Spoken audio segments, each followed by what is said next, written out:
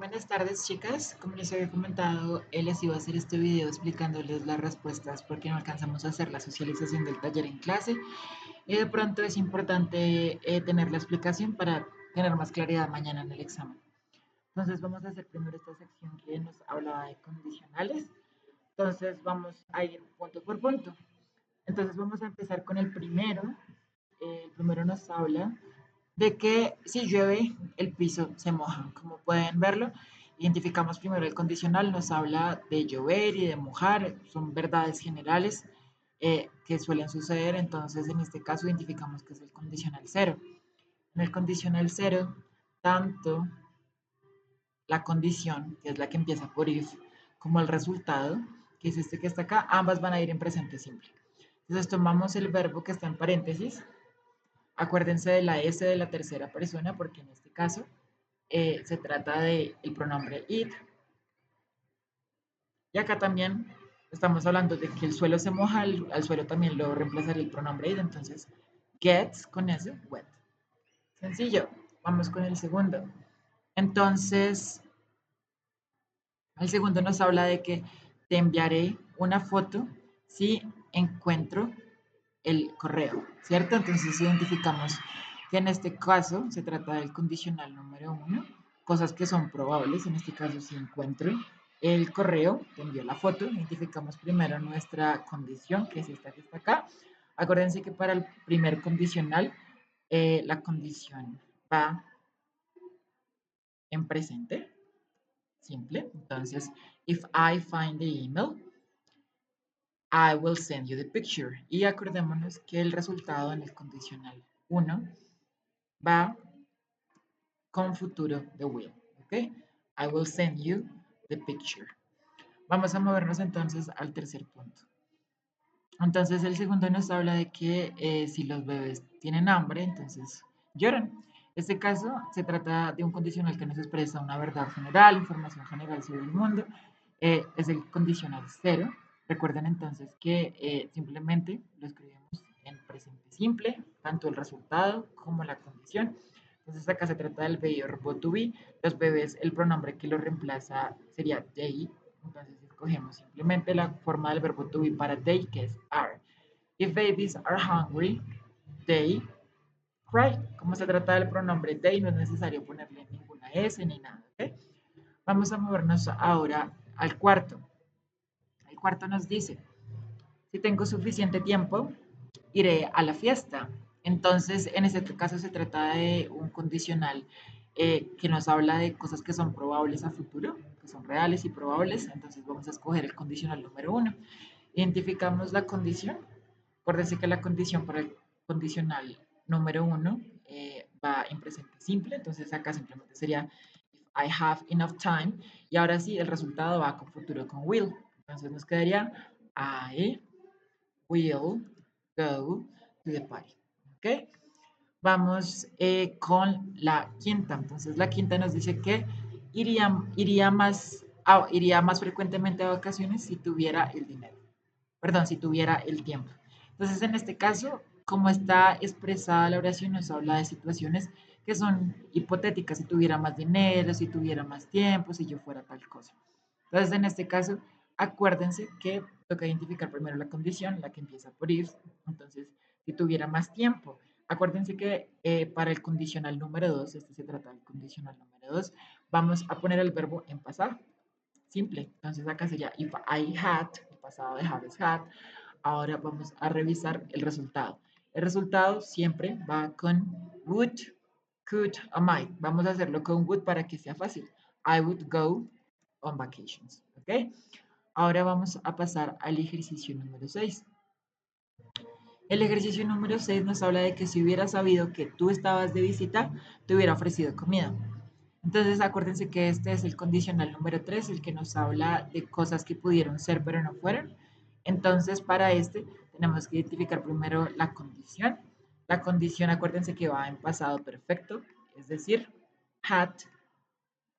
El verbo que nos daba el paréntesis era known. Entonces, si hubiera sabido que estabas visitando. Y lo último va. Ya saben, pueden elegir could, would o might.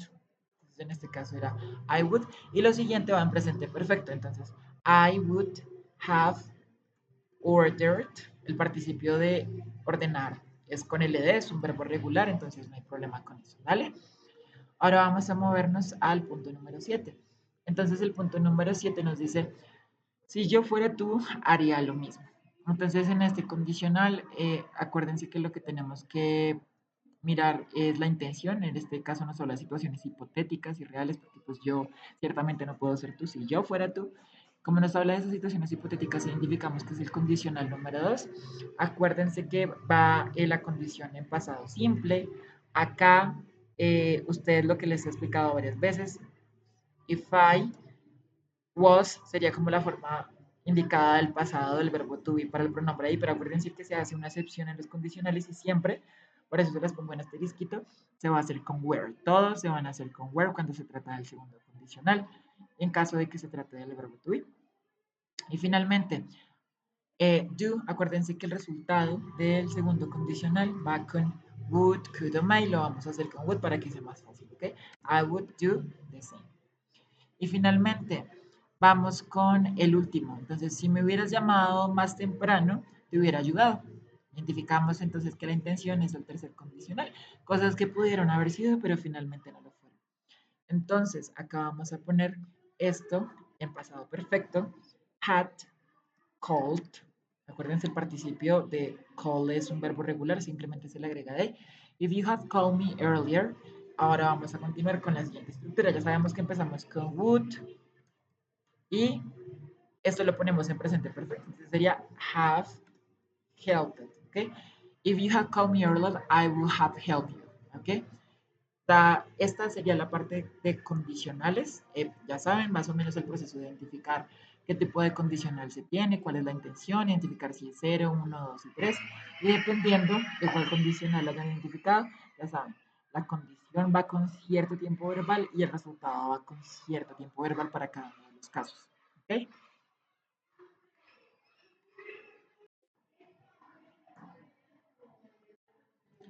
Vamos a pasar ahora a la parte de tiempos verbales, presente perfecto y presente perfecto continuo. Acuérdense que los dos tienen relación con hablar de cosas que empezaron en el pasado, pero tienen relación con el presente. Ambos funcionan para lo mismo, solamente que el continuo va a hacer un énfasis en la duración o repetición de la acción, y que le agrega como ese matiz, como de énfasis a la continuidad o la repetición de la acción durante el tiempo. Entonces, vamos a mirar acá. Este nos dice cuántos libros ella ha escrito en su vida. Entonces, en este caso, estamos dando énfasis en el tiempo, en la repetición de la acción o en la duración. No, simplemente cuántos libros ha escrito pues, en su vida. En ese caso, lo vamos a hacer con el presente que conocemos normalmente. How many books has, acuérdense que como se trata de tercera persona, have se convierte en has she written in her life? Vamos a pasar al segundo. Entonces, este nos cuenta, he leído el libro toda la tarde. Eh, ya, de hecho, me acabé 5 capítulos. Este sí nos está haciendo énfasis en la duración de la acción. Leímos toda la tarde. Entonces sabemos que como está haciendo énfasis en la duración, vamos a utilizar el presente perfecto continuo. Entonces, I have been reading. Acuérdense que este va auxiliar have, luego va been, que es la forma participial del verbo to be, siempre va a ir been, y al verbo principal que tenemos entre paréntesis le agregamos simplemente el ing al final, ¿ok? Vamos a continuar con el siguiente. El siguiente nos dice, Ana y Lucía han estado viajando por meses. Ellas visitaron 4 países hasta ahora. Entonces, como en este caso tenemos que elegir dos, ¿cierto? Para esta oración. La primera es en la que estamos haciendo énfasis de que hemos estado viajando por meses. Entonces, en este caso sería Ana y Lucía. Entonces, escribimos nuestro auxiliar have, been, que siempre se mantiene estable, traveling, le agregamos ing el verbo principal que era viajar, y pues finalmente terminamos acá. Han visitado 4 países hasta ahora. ¿Estamos haciendo énfasis en la repetición o duración de la acción? No. Entonces, simplemente el presente perfecto que conocemos desde siempre. They have visited 4 countries so far. Acá esto me está corrigiendo que con una sola L, pero dependiendo de si es británico o americano, se permite con una L o con dos L's, ¿ok? Vamos a continuar ahora con el ejemplo número 4. Ella ha estado llorando por horas. Sus ojos están rojos ahora. Como acá estamos haciendo énfasis en que ha estado llorando por muchas horas y que por eso es que tiene los ojos rojos ahora, entonces sabemos que va con el presente perfecto continuo. Entonces acuérdense, she, la forma del verbo have en este caso es has, tercera persona. She has been, la forma que se mantiene invariable. Crying, al verbo llorar le agregamos ing. ¿Ok? Finalmente vamos a pasar, perdón, y penúltimo vamos a pasar al ejercicio 5. Entonces nos dice que ha estado llamando por días, pero no le han contestado el teléfono. En este caso tenemos dos espacios que rellenar. Si nos damos cuenta, esta primera parte de la oración es la que nos indica la duración y la repetición de la acción. Te estaba llamando por días. Entonces en este caso sería, she has been calling, le agregamos a ing el verbo principal. She has been calling for days, but you entonces, en este caso fue no respondió al teléfono, es una negación. Entonces, esta sería simplemente con el presente perfecto. No estamos haciendo énfasis en la duración de la acción, sino que simplemente no ha respondido al teléfono. Entonces, you have not, o haven't, si lo quieren contraer, have not answered. El participio de responder es un verbo regular, solamente se le agrega ed, ¿ok? But you have not answered the phone. Finalmente vamos a pasar al ejercicio número 6, que nos dice, desde que me gradué del colegio, he trabajado duro, no tengo mucho tiempo ahora. Entonces, como estamos, con toda la intención nos hace entender como que el sentido de la frase, es decir, que he estado trabajando muy duro, queremos hacer énfasis en la acción, en la duración de la acción, tanto así que no tengo tiempo ahora. Entonces, acá no sería, nos quedaría, perdón, I have been working hard. Entonces recuerden, verbo auxiliar que es have o has dependiendo del pronombre, been que es el participio del verbo to be que se mantiene invariable y el verbo principal que les da el paréntesis le agregan a ing al final. ¿Ok?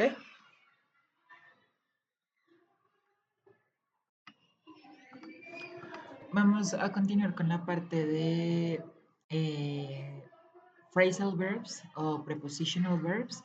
Entonces acá tenían simplemente una lista de los posibles que iban a ir y tenían que posicionarlos en cada espacio en blanco de acuerdo al significado que podrían tener. También esto no lo van a tener que hacer. Recuerden que el examen les había dicho que simplemente se ponía, se elegía entre A y C. Acá en el ejercicio del taller de clase pues tenemos que escribir, pero en el examen como tal no les va a aparecer de esta forma para escribir, sino simplemente para elegir. Entonces vamos acá, ella finalmente, bla, bla, bla, después de muchos intentos, entonces en este caso el que nos sirve para acá es se rindió. Entonces se rindió, es un phrasal verb, vamos a marcarlo como si ya lo hubiéramos elegido. Entonces ella finalmente se rindió, gave up, ahí cambia pasado, entonces el pasado de give es gave up after many attempts, finalmente se rindió después de muchos intentos. Ahora vamos a continuar con la... Ahora pasamos a la segunda oración, entonces en este caso está diciendo que mi mamá siempre confía en su mejor amigo. Entonces acordémonos que el verbo confiar, en este caso se trata de un prepositional, va a ser rely on. ¿Ok? Vamos a marcarlo acá. Como estamos hablando de tercera persona en presente, que es mi mamá, entonces relies, le ponemos la S, la Y se nos cambia por I latina, relies on her best friend. Y vamos a continuar con la tercera. Ellos apenas se conocieron ayer y se la están llevando bien muy fácil. Entonces acordémonos que acá se trata de un phrasal, get along, que significa llevársela bien con alguien. Entonces vamos a colocarlo aquí. Get along so easily. ¿Ok? Vamos a movernos con el siguiente. Mi mamá es muchos problemas ahora, pero estoy segura que ella los podrá, bla, bla, bla. Entonces acá en la primera parte vamos a escoger un prepositional que simplemente es dealing with, ya lo estoy subrayando acá. Deal with, acuérdense que es como manejar o como lidiar con algo. Entonces, en este caso, acá vemos que nos lo está poniendo en continuo porque el auxiliar que nos da es to be. Entonces, my mom is dealing with many problems right now, but I'm sure she will. Ahora sí acá, ¿qué va a hacer con los problemas? Ella los va a poder resolver. Acordémonos que ese era sort out, era un phrasal verb. Vamos a pintarlo acá. But I'm sure she will sort. A ella nos había puesto en la mitad el pronombre objeto, por lo tanto sabíamos que como iba en la mitad, se trataba de un phrasal verb. ¿Okay? So, she will sort them out. Y la segunda parte del phrasal verb nos va después del pronombre objeto que es them. Vamos a movernos ahora al 5. El 5 nos dice, I just, como acabo de romper con mi novio, pero él me sigue insistiendo en mandar mensajes. Entonces acordémonos que romper una relación, en este caso se trataba de break up, es un phrasal verb. Vamos a seleccionarlo, lo vamos a colocar. I just, como estamos hablando de algo que ya pasó, entonces sería en pasado. I just broke up, acabo de romper con mi novio, pero él, he keeps, este era un error mío, acá este keep debería ir con este. He keeps insisting on sending me a message. Entonces, insist on es el que va en este caso.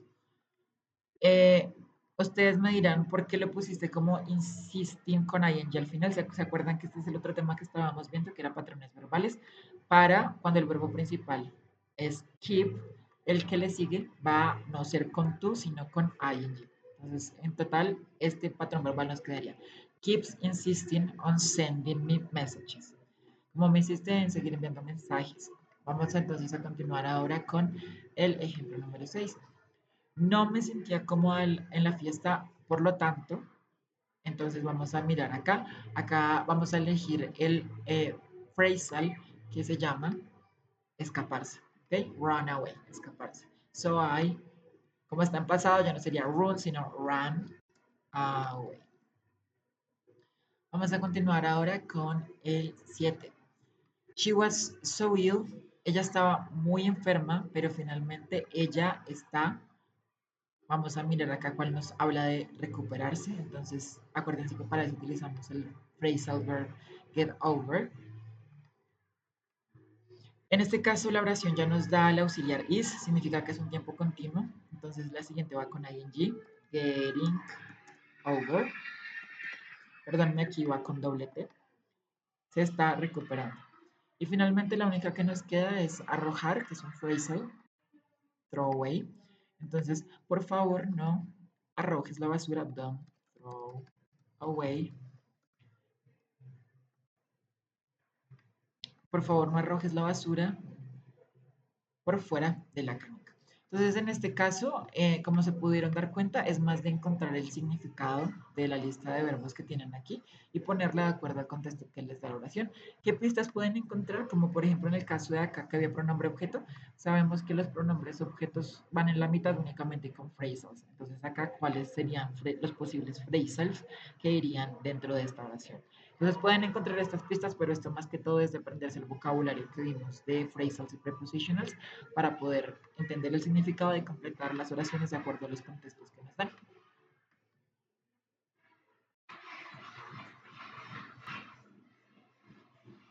Vamos a pasar ahora a revisar la parte de artículos y cuantificadores. Acuérdense que este tema es sencillo, nos podemos pegar mucho del español, excepto para cuando se trata de información general sobre algunas cosas o objetos, porque en ese caso sí en inglés no se pone ningún artículo. Entonces acuérdense que tienen cuatro posibilidades. A y an significan un, una, unos, unas. La única diferencia es que en inglés an se utiliza cuando la siguiente empieza por vocal y a cuando la siguiente palabra empieza por consonante. B es el artículo definido que en español explica el, la, los, las. Y aquí el asterisco representa que no se utiliza ningún tipo de artículo, que para ese caso específico ya sabemos que en el inglés se utiliza para cuando estamos hablando de cosas en general. En español esta posibilidad no existe, entonces es la única parte que nos falta como un poquito de guía a partir del español. Entonces acá simplemente queremos decir, él quiere ser un ingeniero. Entonces también la pista que nos da es que se trata de una profesión. El libro nos explicaba que cuando hablamos de profesiones utilizamos el artículo indefinido. Acá como en Junior empieza con vocal, escribimos and, ¿ok? La siguiente es una pregunta, nos están preguntando que si vives en España. Entonces, en este caso, como se trata del nombre de un país, no decimos la España o una España, sino que simplemente lo dejamos sin artículo, que en este caso el símbolo que lo representa es el asterisco. Do you live in Spain? No ponemos artículo. Acá vamos con la siguiente. A ella no le gustan las arañas. Estamos hablando de las arañas en general. Como estamos hablando de las arañas en general, acuérdense que en este caso utilizaríamos el símbolo de que no se necesita artículo. ¿Ok? Vamos a continuar con el siguiente. El sol está brillando hoy. Entonces acordémonos que para estas cosas que solamente existen una en el mundo, como por ejemplo el sol, el planeta Tierra, siempre vamos a utilizar el artículo definido de. ¿Ok? Y nos funciona también para vernos desde el español. El sol está brillando hoy. ¿Ok? Vamos a continuar con la siguiente. La siguiente estamos hablando de que había una chica en el bus. Si se dan cuenta, es una, es indefinido, no sabemos cuál chica. Simplemente vamos a utilizar a. No utilizamos an porque girl empieza por G. Entonces se trata de una consonante. Simplemente colocamos a. Y finalmente vamos a hacer lo siguiente. Ese es el colegio donde yo estudié. De hecho, se trata de un relative clause, donde tenemos aquí el pronombre relativo que nos ayuda a unir es where, donde no nos vamos a enfocar en eso ahorita, sino solamente en el artículo. Entonces, ese es el colegio, lo estoy definiendo porque ya lo conozco. Estamos agregando información que nos permite definir. Entonces, ¿cómo sería el colegio? Colocamos de. ¿Ok? Esto en cuanto a artículos. Ahora pasamos a la parte de cuantificadores. Acuérdense, para cuantificadores tenemos todas estas posibilidades. El que elijamos una opción depende de si estamos hablando de una cantidad mucha, poca, indeterminada. También si la oración es negativa o pregunta o afirmativa. O también mirar si el sustantivo es contable o no contable. Entonces acá estamos mirando. No tuvimos mucha lluvia la pasada primavera. Los cultivos están secos ahora. Estamos hablando que queremos es decir mucha, una cantidad, no mucha. Entonces, en este caso, para muchos sabemos que tenemos estas posibilidades. Many, much y a lot of. Para cuando hablamos de cantidades muchas. Ahora, ¿qué es acá lo que nos va a ayudar? Mirar primero, ¿la lluvia es contable o incontable? Entonces, en este caso sabemos que la lluvia es incontable. Ahora, ¿qué es lo otro que tenemos que mirar? Si la oración es positiva, negativa o pregunta. En este caso se trata de una oración negativa. Didn't have. Entonces sabemos que en este caso para no contables, que sean preguntas o negaciones, vamos a utilizar much. Es el que nos va a servir. ¿Ok? Vamos a continuar con el ejemplo número 8. Entonces el ejemplo número 8 nos dice que viajas mucho. Queremos preguntar, ¿has estado en muchos países? Entonces acuérdense que como que queremos preguntar algo relacionado con mucho, de nuevo nos quedan las mismas posibilidades de arriba, solamente many, much o a lot of. Entonces vamos a mirar el sentido de la oración. En este caso se trata de una pregunta y además sabemos que countries es algo contable. Entonces en este caso la opción que más nos respondería a que sea pregunta y que es algo contable sería many, ¿ok? Have you been to many countries? Perfecto. Vamos a movernos ahora a la opción número 9. La siguiente nos dice que cuesta mucho dinero eh, darle a tus hijos una buena educación. Ese es el sentido de la oración. Entonces, cuando hablamos de mucho, ya sabemos que dejamos acá many, much, a lot of, que son los quantifiers de mucho. Ahora vamos a mirar el sentido de la oración. El sentido de la oración es una oración positiva. En este caso, money es algo incontable, pero como es una oración positiva, de una vamos a elegir a lot of, ¿ok? A lot of es un cuantificador que nos sirve tanto para contables como incontables, entonces no sé, es indiferente. Acá lo que nos importa es que la oración está en positiva, por eso utilizamos a lot of, ¿ok? Vamos a continuar ahora con el ejemplo 10. El ejemplo 10 nos dice que no queda mucho protector solar en la botella, por favor, úsalo sabiamente. Ese es el contexto, estamos hablando de algo que es poco. Entonces, el protector solar es algo que es incontable. Cuando hablamos de cantidades pocas, acuérdense que nos quedan solamente estas opciones, descartamos las demás, few y little. Acá lo único que tenemos que mirar es si contable, que si es contable o incontable. En este caso, el protector solar es incontable. Vamos a utilizar little para ese caso. Entonces, there is little of sun cream in the bottle, please use it wisely. Hay poco protector solar en la botella, por favor, utilízalo sabiamente. Vamos a pasar ahora al ejemplo número 11. Entonces, este nos está hablando de que habían muy poquitos estudiantes en el salón de clase, estaba casi vacío. Ya sabemos que para hablar de cantidades pocas descartamos todos los demás, nos quedamos con few little. Estudiantes es algo contable, como es algo contable, ya no utilizamos little, como en el caso de arriba, porque se trataba de protector solar, sino que utilizamos few, que sería para el caso de los objetos contables.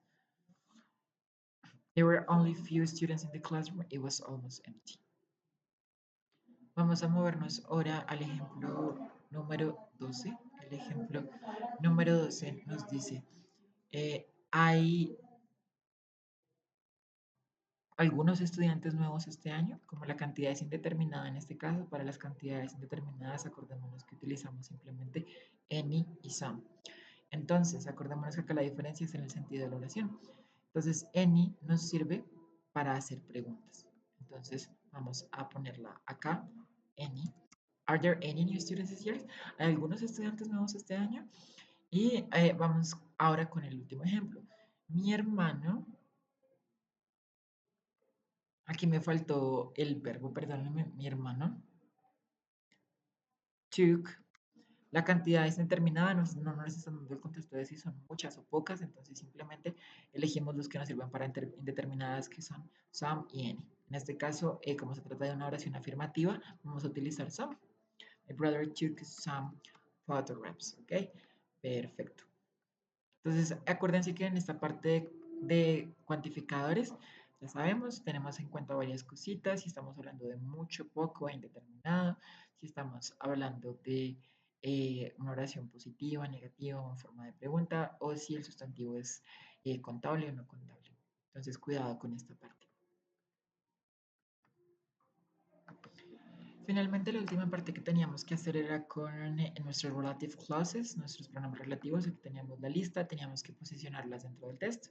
Entonces acá nos dice, The British Interplanetary Society, la Sociedad Interplanetaria Británica, entonces nos va a dar la información de que fue fundada en 1933, como en este caso se trata de una organización, el pronombre que lo reemplazaría sería which, ¿ok? Which was founded